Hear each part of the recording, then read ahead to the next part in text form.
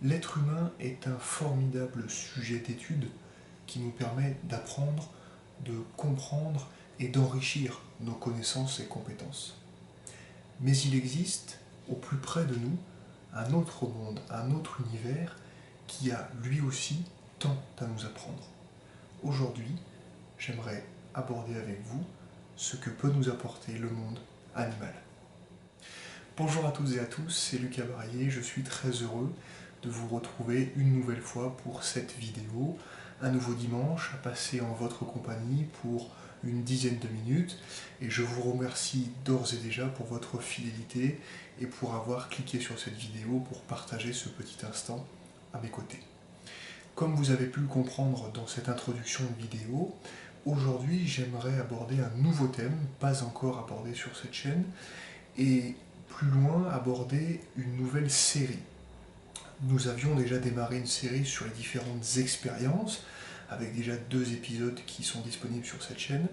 Aujourd'hui, j'aimerais démarrer une nouvelle série qui va porter sur ce que le monde animal peut nous apprendre, ce que nous pouvons comprendre et ce que nous pouvons apprendre, et les nouvelles connaissances, les nouvelles compétences que nous pouvons acquérir en nous penchant sur le fonctionnement du monde animalier et en étudiant un petit peu plus les codes qui existent dans ce monde-là.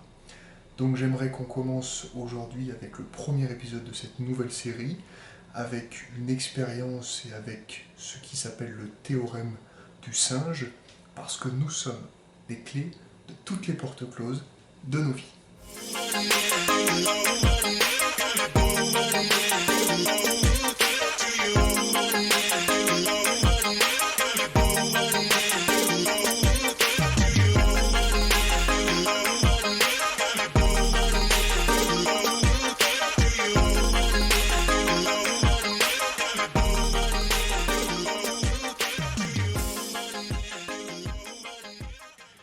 Alors comme je vous l'ai annoncé un petit peu plus tôt dans cette vidéo, le thème aujourd'hui que je souhaite aborder avec vous, c'est ce qu'on appelle le théorème du singe.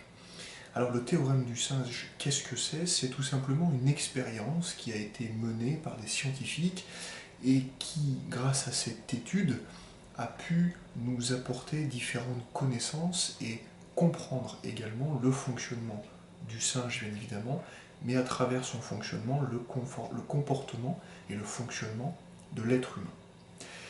Donc tout simplement, la mise en place de cette expérience, nous avons pris 10 singes que nous avons mis dans une pièce avec la porte fermée.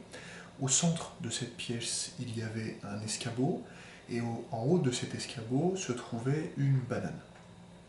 Donc le décor est posé, 10 singes avec un escabeau et une banane en haut de cet escabeau, sur une pièce fermée.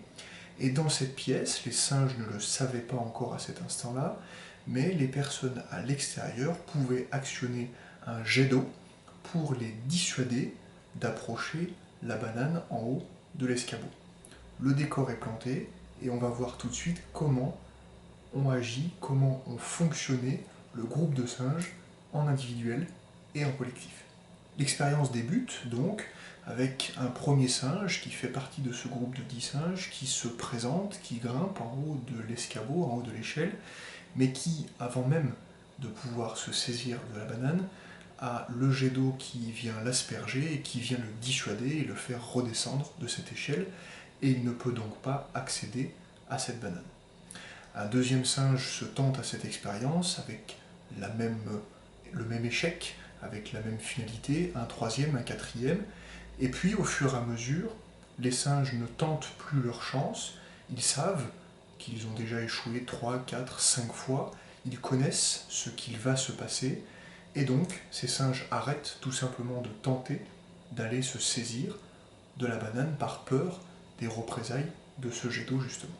Et c'est à cet instant que le cœur de l'expérience débute, parce que sur ces 10 singes qui sont présents dans cette pièce et qui ont complètement oublié et complètement annihilé tous leurs espoirs d'aller obtenir cette banane, eh bien un singe est retiré de la pièce et un nouveau singe entre dans cette pièce. Ce nouvel élément, ce nouveau singe n'a pas connu la présence du jet d'eau.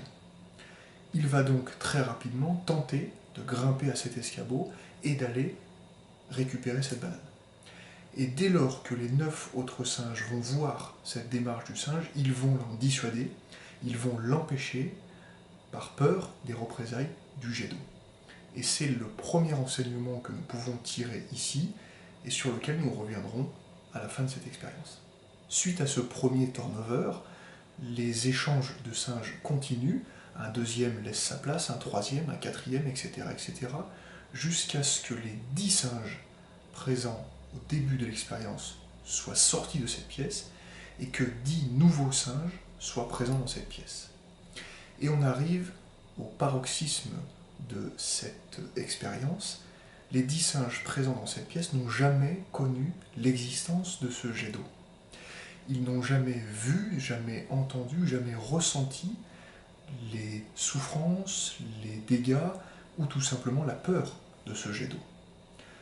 En revanche, ils ont tous cette appréhension d'aller vers l'échelle, d'aller vers cet escabeau pour aller chercher cette banane, justement parce qu'ils redoutent la présence de ce jet d'eau. Alors que depuis le premier changement de singe, le jet d'eau a déjà été désactivé. Et c'est là le cœur de notre expérience. Les 10 singes présents dans cette pièce ont peur de quelque chose qui n'existe même plus. Ce jet d'eau a existé, il a sévi, il a sanctionné, mais aujourd'hui il n'existe plus. Mais par peur, par culture, par transmission d'informations, eh bien cette peur s'est décuplée, cette peur s'est transmise, cette appréhension s'est répandue, et aujourd'hui ils ont tous peur de se lancer alors qu'il n'y a plus aucun danger. Alors avant de tirer les conclusions, les deux principales conclusions, les deux principaux enseignements de cette expérience, je tiens déjà à rassurer toutes et tous derrière vos écrans. Cette expérience n'a jamais réellement existé, mais des travaux similaires ont été menés par les scientifiques, et cette expérience peut schématiser les travaux qui ont été menés, et en tout cas nous arrivons aux mêmes conclusions, aux mêmes conséquences, aux mêmes enseignements que cette expérience fictive que je viens de vous raconter. Les deux principaux enseignements. Tout d'abord, l'enseignement professionnel avant de voir l'enseignement personnel. L'enseignement professionnel, c'est que nous pouvons rapprocher cette structure de 10 singes par rapport à une équipe, par rapport à un collectif dans le monde de l'entreprise. C'est ce que nous allons appeler la culture de l'entreprise. Cette transmission d'informations, c'est tout simplement ce qui se transmet lorsqu'un nouveau collaborateur entre au sein d'une équipe. Lorsqu'un nouveau renfort, lorsqu'une nouvelle recrue vient intégrer une équipe, vient intégrer une nouvelle structure, vient intégrer un nouveau service. Eh bien, le positif lui est transmis, le négatif aussi lui est transmis, et au fur et à mesure, cette nouvelle recrue se fond dans la masse et se fond dans le moule que chacun et chacune avait déjà adopté par le passé. En d'autres termes, lorsque je rentre dans une équipe, les personnes déjà présentes me font passer des messages, me présentent des collègues, me présentent des modes de fonctionnement, me présentent ce qu'il faut faire, ce qu'il ne faut pas faire, et malheureusement ont tendance à me présenter le positif comme le négatif. Eh bien, si j'arrive avec toute la bonne volonté du monde, si j'arrive avec toutes les motivations possibles, force est de constater qu'au fur et à mesure, tout ceci va s'atténuer et je vais me fondre dans le moule en parfois manquant d'audace, parfois manquant de courage, parfois en ayant peur de quelque chose, d'une représaille, d'une sanction, alors qu'elle n'est même plus d'actualité. Mais cette transmission de cette culture d'entreprise peut être positive, avec des valeurs fortes, avec des idées fortes, mais peut aussi annihiler toutes nos velléités d'évolution, toutes nos velléités de développement, et de ce fait nous faire passer à côté de merveilleuses opportunités. Le deuxième enseignement, la deuxième conclusion que nous pouvons tirer de cette expérience, c'est sur le plan personnel. Tout simplement sur le côté influence que peuvent avoir certains de nos amis, certains de nos membres de notre famille, en règle générale, notre entourage. Cette influence peut être positive, bien évidemment, pour nous motiver à faire de grandes choses, à se développer, à apprendre et à conquérir le monde qui s'offre à nous. Mais cette influence peut aussi être négative. Elle peut nous mettre des bâtons dans les roues, elle peut nous freiner dans nos projets et dans notre volonté de se développer. Donc, encore une fois, lorsque nous intégrons un collectif, lorsque nous échangeons avec une masse, avec plusieurs personnes autour de nous, gardons cette vigilance de se dire, restons nous-mêmes et gardons ce qui fait que nous sommes nous-mêmes à la base. Notre caractère, nos valeurs, nos envies, nos qualités, nos défauts, et essayons de rester nous-mêmes et de ne pas forcément se fondre dans la masse et ressembler au moule dans lequel parfois nous voulons nous faire rentrer. La principale conclusion pour cette expérience, ce récit de cette expérience, et puis les conséquences, les enseignements que nous en avons tirés, c'est simplement de retenir que nous devons rester nous-mêmes avec nos forces, nos faiblesses, mais surtout avec nos ambitions.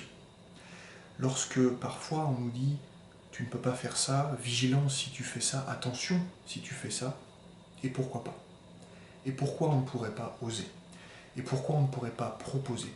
Et pourquoi on ne pourrait pas apprendre, découvrir, travailler pour se développer professionnellement et se développer personnellement?